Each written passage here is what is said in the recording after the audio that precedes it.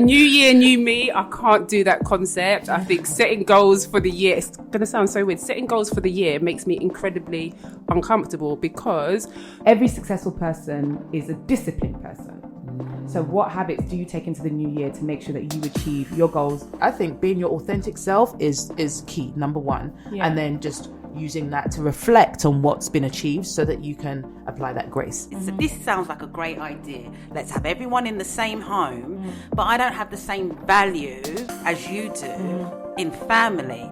Can that really work? Good morning, good afternoon, and good evening, whatever time of day you're listening. Welcome to the Brown Skin Girls Network podcast, building bridges, breaking barriers for the empowerment of Black women. Happy New Year, everyone. We hope everyone had a fantastic and incredible festive period. You ate lots, you rested lots, and you had a lot of time to just have a great time. Before we get into today's episode, we wanted to introduce ourselves, the founders of the BSGN. So I'll kick it off. My name is Jane Doherty. I am a portfolio entrepreneur in the healthcare and social impact space. I run care homes, international health recruitment, social housing, and also we have a charity. I head over to my colleague, Jane. Hi, everyone. I'm Jane John Lewis, and I'm a mother of two and a wife to an amazing husband and life partner of 20 years plus. And I am a medical technology consultant where we specialize in robotic surgery and pain and beauty therapy, as well as a property investor. Passing it on.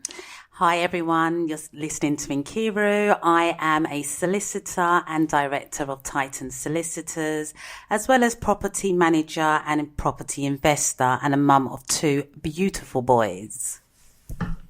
Hello, and finally, I am Anya James. I am a systems director for 14 to 19 education, careers and progression, and oversee education for a local authority. I also run my own educational consultancy business, which focuses on education reform. And like these other ladies, also a busy mum of three. Right, so what do BSGN do, or the Brown Skin Girls Network do? Well, we support Black women into and within positions of leadership. We support them to elevate within their personal and professional lives, and we do this through our 4 pillars, which are mentoring, retreats, funding, networking, and my favourite, did I say retreats already? If I did, I'm sorry. Funding, retreats, networking, and mentorship. So the point of this podcast is really to support and elevate and empower Black women. We're here to inspire you, and we're going to be bringing on some amazing guests to also share their stories, their journeys, and their blueprints, just to really help out our community. So I'm going to pass over back to Jane D. Hi, Anya.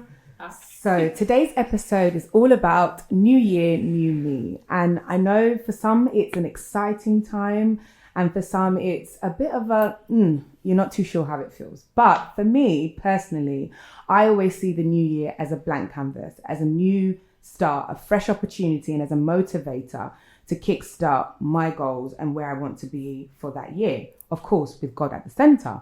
But I do know that it does add a lot of pressure. So today, we want to go through all the different ways New Year, New Me applies to you and my sisters here today.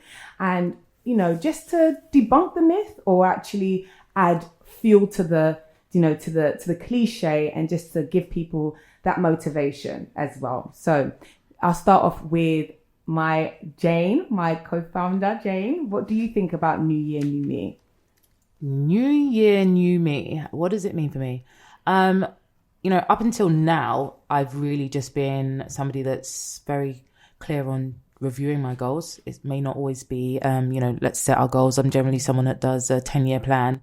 But this year is the first year I said to myself, to my husband, listen, we need to sit down and set these goals together. We're now setting goals for our family, not as individuals. And I had a conversation with him today, and I was like, let's start making it a routine where every year we're looking at the goals for our kids and we're communicating that to them. Even if it is, EJ's going to tell us he wants to be Spider-Man. Let's break it down to what that means. Like, what is it you want to see in yourself in the new year? So now we're just like having those kind of conversations conversations, and it's very different for me because now we have we have our family. This is what it's going to look like hopefully in the future.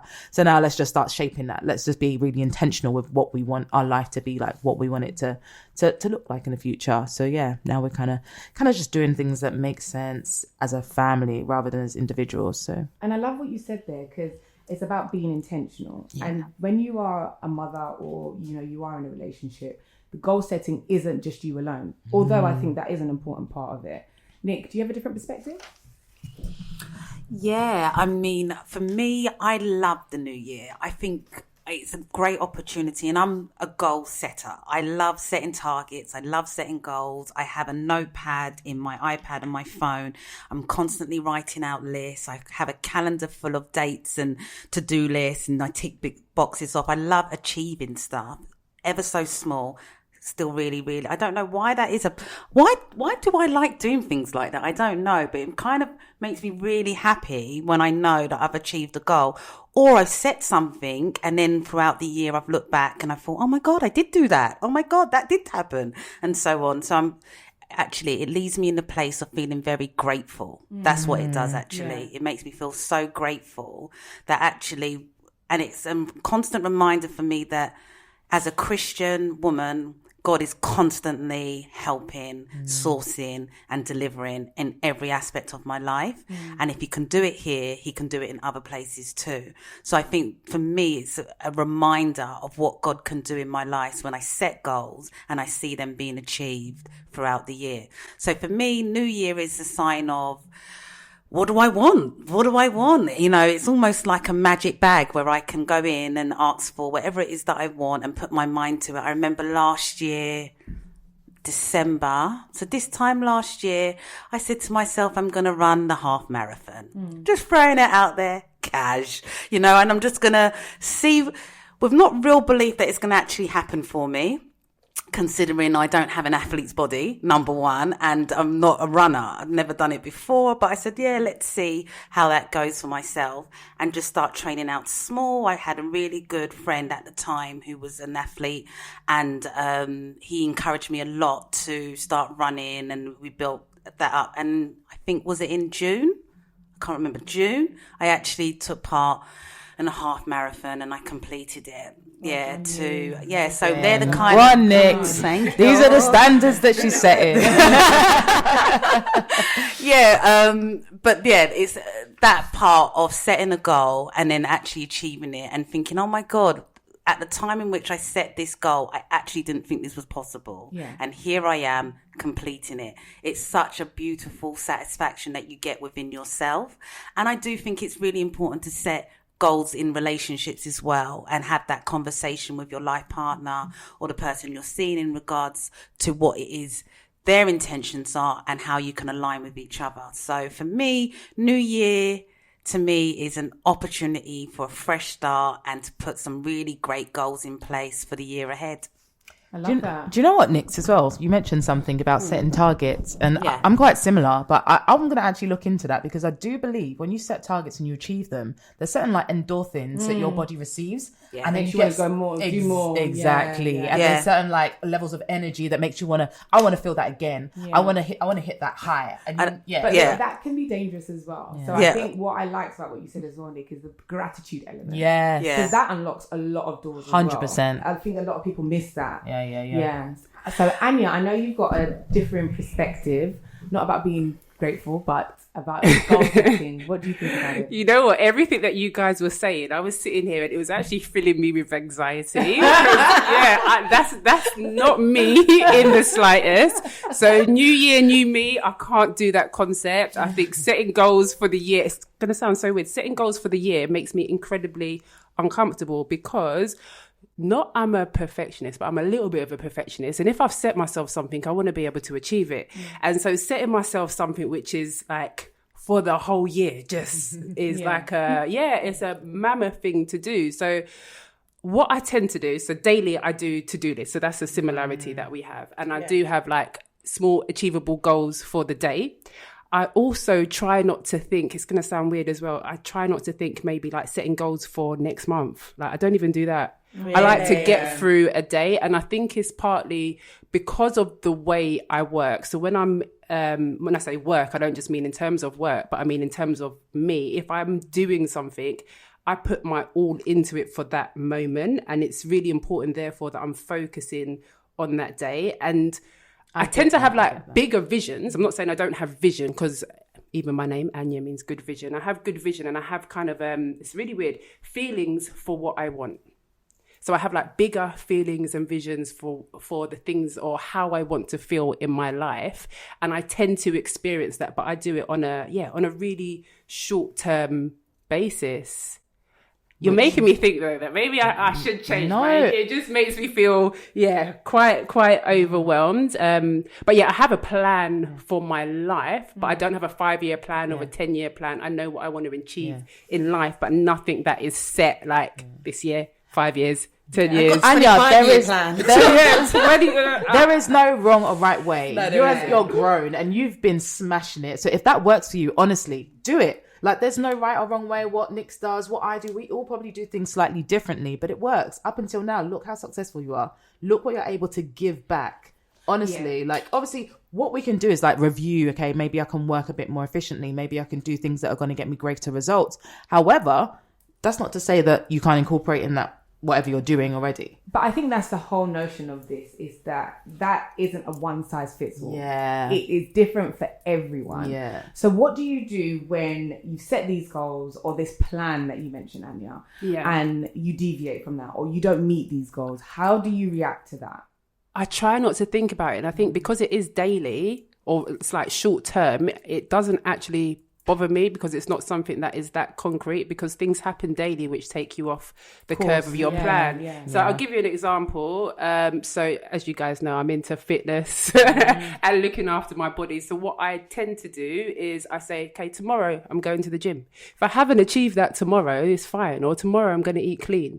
Sometimes I might stretch it and say all week I'm going to eat clean, but I know that's really difficult for me to do. And I really don't like the feeling of disappointment. Probably stems from my not childhood, but I think my teenage years, and just I don't like disappointment. I like to keep it going. I like to keep it going, and I don't want anything to pull me off course. So it's daily.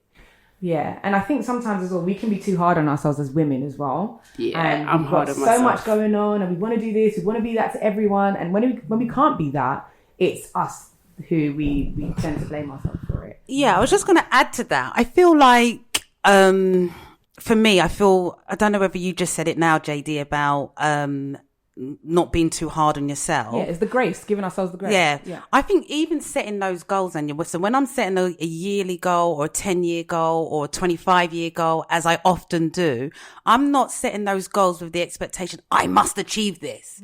It's something to hold myself accountable for and gives me kind of clear direction. So I ask myself, what do I really want? And it might be at that time, I want, for example, my kids to have their own playroom, and I want a really beautiful kitchen, and I want white picket fence. And then, for example, something traumatic happens in my life where it's like, and that's it. But then I'm like, okay, cool. Well, that's all right not to have that right now. Do you know what I mean? Or if then an opportunity comes and someone says, oh, I don't mind doing this, or I can help you here. And I'm like, oh yeah, I did say I wanted that for the kids actually. Yeah. And now I'm like, yeah, why not actually? Because that fits within the goal that I want to set for myself and what I've said to myself this year.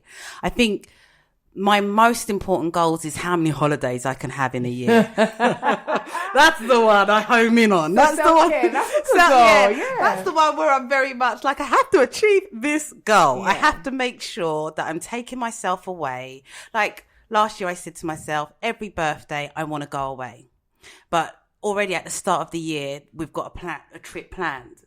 Very close to my birthday. So am I going to be like, oh, I have to go away for my birthday because I've set that goal? No, I'm like, no, I've just done a week in Zanzibar. I'm cool. Do you know what I mean? I don't necessarily have to do that particular goal that I set for myself and do something else. But what it does, it allows me to then be like, okay, you've got something. You're like, I'm in tune. I've got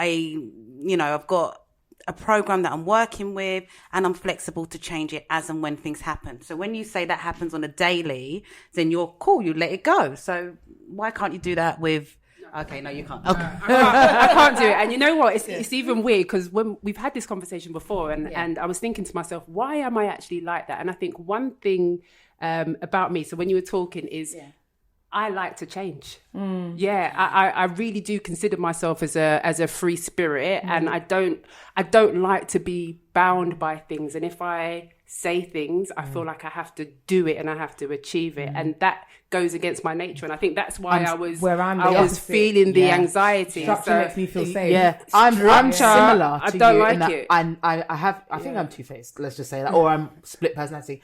I'm such a free spirit, and growing up, I grew up in like a Jewish organization, and they used to call me like the hippie. I was the hippie. That was me. Yeah. I'm so free spirited, but I also structure my freeness. And that's the thing. I will schedule time for rest. You're laughing because you know me. I will schedule time for rest, otherwise I won't do it. I'm obsessed with working, as you guys know. And just because the nature of my job, like I'm always having to like set myself targets, set myself goals. That's just what we do quarterly, annually. You know, I know what I'm going to end up on. Like I've worked in sales for over 15 years. That's essentially how the industry runs.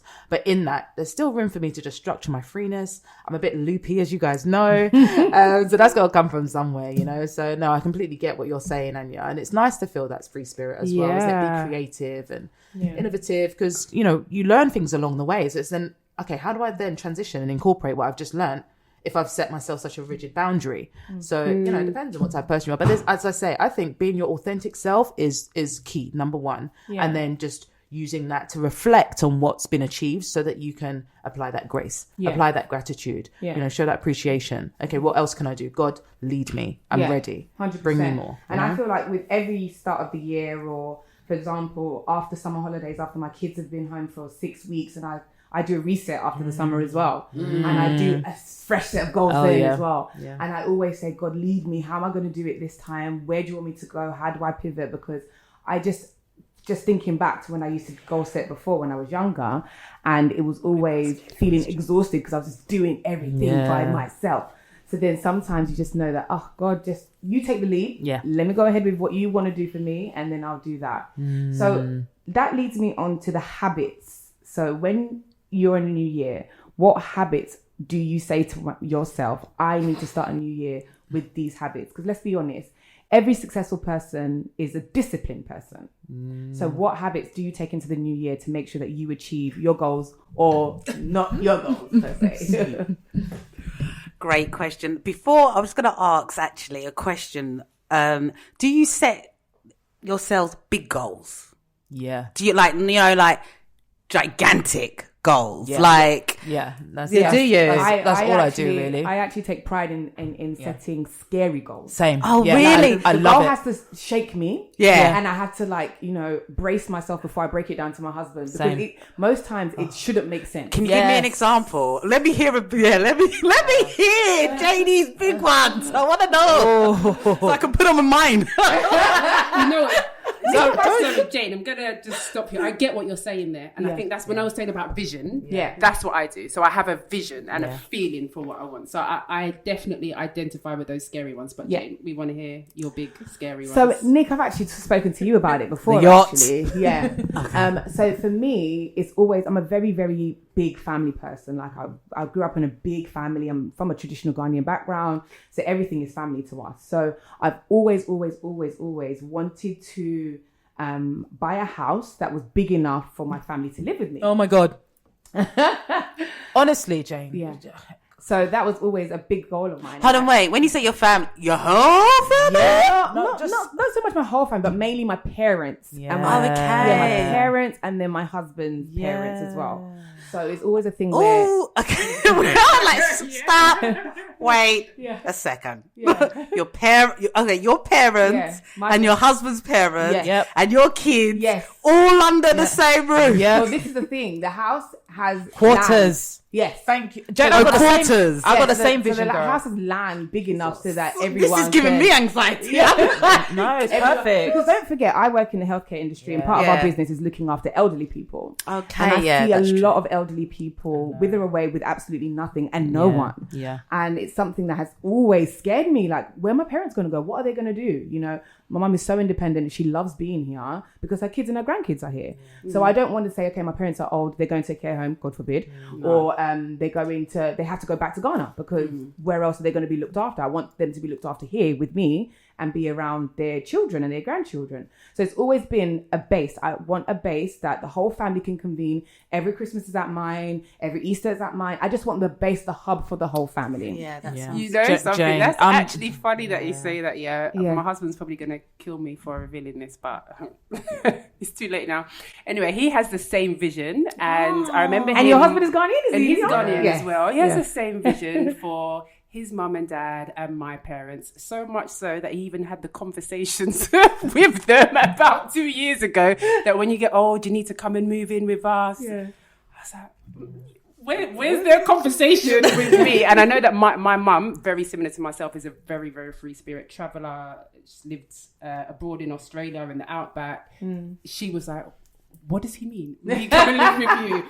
So it's interesting. Yeah, maybe it is. It could be cultural. Yeah, Well, it could be, yeah. I'm not Ghanaian, but I'm Nigerian. But we also have the same vision in my household, to the point we've already started like planting our seeds. We're like, okay, well, we need to have these quarters for this person because they can't share a kitchen with me. In all honesty. But literally, like, exactly the same thing. We've already been looking at land and where to do that. Like, and traditionally, if you think about it, like in our culture, our parents have built those kind of homes back home for us. So it's kind of the norm in terms of, our bloodline. That's what they've kind of just poured into us anyway. Growing up as a family within the compound, everybody can kind of, you cook one That pot. community starts from home. Thank you. Yeah. You go to the Jewish organizations, they have kibbutz. They do exactly the same thing.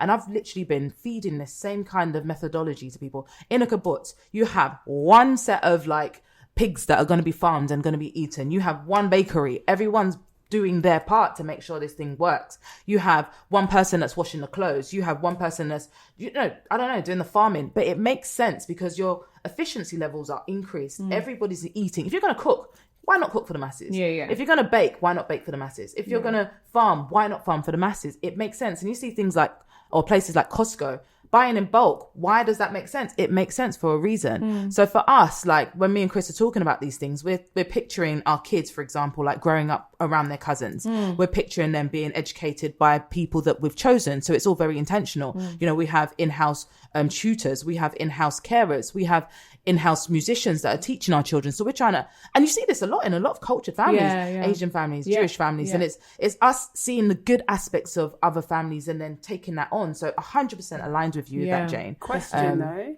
Yeah. Question. So that's what you're describing as a collectivist culture, right? Yeah. But can we operate successfully?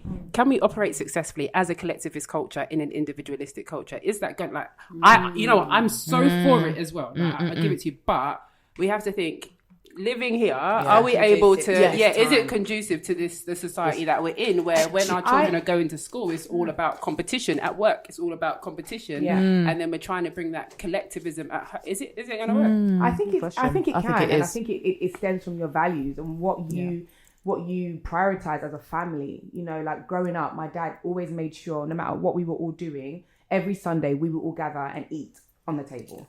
And as time goes on, everyone is busy. All of that starts getting diluted, all of that starts getting, but it really stems from who you are with in terms of your life partner and, having the same shared goals and values. So these 100%. kind of things, they don't have to evaporate as time moves on and as we get busy. Take control of it. And that's a very valid question, Anya, actually, because we live in this Western culture where they do everything to structure us away from our traditions, our culture, our family, but actually it makes more sense because when you think about it, we live in London. You don't get enough land to be able to house your whole family, do you? So that's already that's kind of working against you.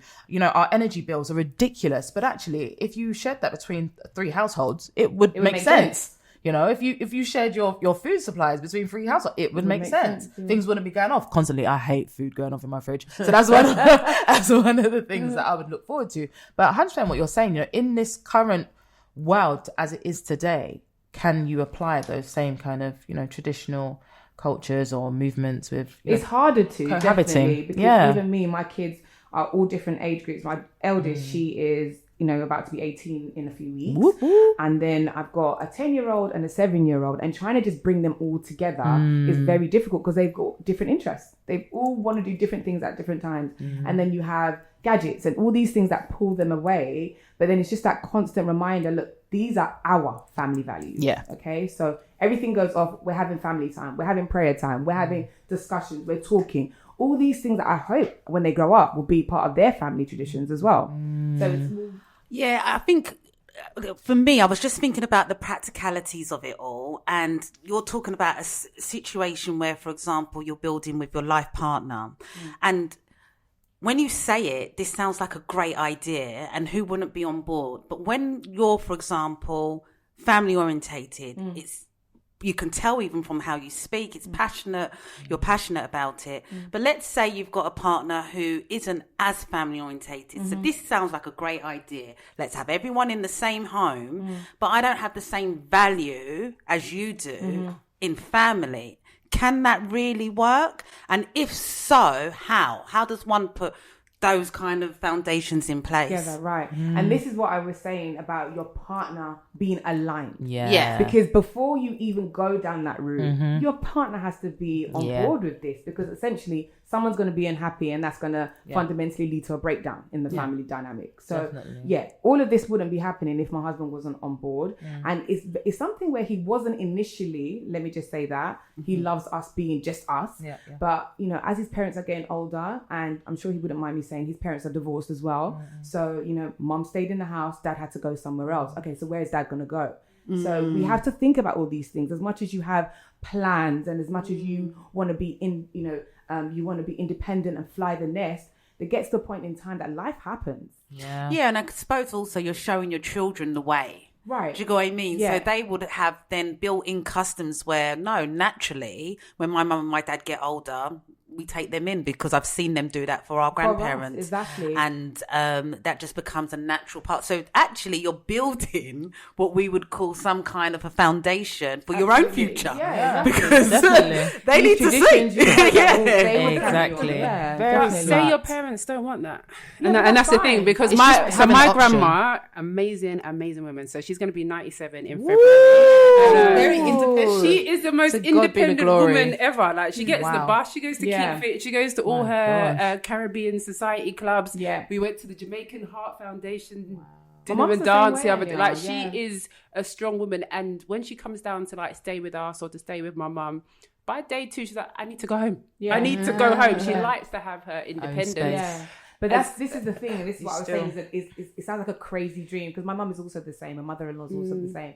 So that's why I need enough land. Yes, So- exactly. So they have their own space. When I'm saying my in-laws are divorced. The land needs to be big enough so everyone has their own corner. They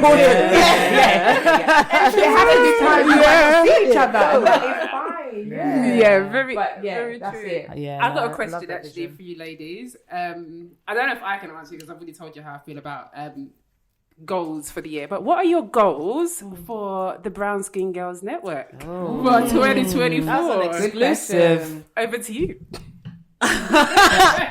Thank you, Anya. Nick's here. Okay, so I think 2024 for me is almost like the year. I think 2023 has been, let's launch. Let's just dip our toe in. Let's now, set the tone. yeah, let's set the tone. Let's see how well we are received. Let's see what kind of impact. Let's see whether there's a need. And we all knew as individuals when we came together that there was something missing, and we wanted to feel the real sisterhood, and we really wanted it to be in the professional setting. So we all knew within ourselves we needed it, but we didn't know whether you, our sisters, needed it too. So now we've kind of understood, definitely there's a need there, and we've had such great responses. I think 2024 for me would be to grow on that. So I want to be able to let I want it to be like worldwide. I want everyone to know that the network is out there. It's reachable for you. I want by the end of this year, for us to have so many collaborations with so many different organizations and to work really, really well with them. So that would be my thing for next year. If we can get through 2024 and December next year, and you guys will be holding us to account because you'll be listening to us, you'll be seeing us, you'll be attending some of our events and so on. And I just really want it to be a really good stepping stone year into bigger and better deals for us Black women. Come on, it's about time. Yes, you know? 100%. Oh, I love that. Oh, thanks, Anya, for that question. You're welcome. For me, I really am passionate about what we're doing. So I want us to just hold ourselves accountable to do what we said we're going to do. I want us to create those opportunities for women to grow. I want to see that growth in our community. But one of the key things is I want us to listen to the feedback, and I want us to apply, like do a deep dive. Like we're doing things because we know it needs doing, but let's start listening to our audience. Let's start listening to our network. What is it specifically that's needed? And see if we can kind of embed that in some of our actions, and then just demonstrate the impact that we're doing. You know, creating opportunities are great. Okay, what does that look like? How do we do it? If we know that, you know, we can transform one person, there's no reason why we can't replicate exactly what we've just done and transform 10 million people. You know, we can do it on such a big scale. And I'm probably that vision. You guys know I'm that person that has vision, probably ridiculous visions at times, but there's no reason. If you've done it successfully once or twice or 3 times, why can't we do it to the nation? Why can't we do it, you know, globally? So for me, that's my vision. Let's see what works. Let's apply that. Let's multiply.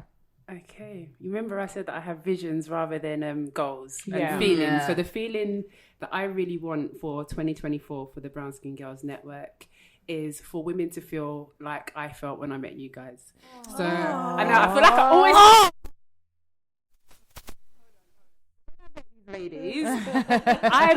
I'm normally in a space where it's just me. Yeah. And I have to like put on my armor, and obviously I look young so people don't assume that I am an educated Black woman with an amazing family, 22-year-old daughter, and I've got a degree, master's. People don't see that. Yes. And so I have to really like put myself out there. But when I met you guys, I felt cared for, I felt safe, I felt vulnerable, but at the same time, thank you. At the same time, I felt very empowered. Like that feeling when you just feel fired up and ready to go. Like I felt safe, and this is the feeling that I want for our sisters, for Black women that are looking after families, looking after young people, looking after themselves. I want them to feel that feeling of yes, I'm safe, and also yes, I've made it. Do you know what I mean? And it's not often we get to feel the safe with the I've made it, and so that's